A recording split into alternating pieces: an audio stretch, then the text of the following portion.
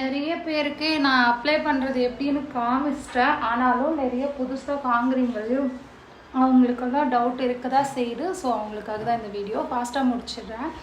So எந்த அளவுக்கு எடுக்கணுன்றதை மட்டும் நோட் பண்ணிக்கோங்க, காமிக்கிறேன். ஸோ இது வந்து நான் 23 பேட்ச் தான் யூஸ் பண்ணுறேன், பாருங்கள் தெரியும் உங்களுக்கு. ஸோ இது 4 இயர்ஸ் இருக்கும் எக்ஸ்பைரி டேட்டு. ஆனால் 24 பேட்ச் தான் உங்களுக்கு எல்லாமே சென்ட் பண்ணுது.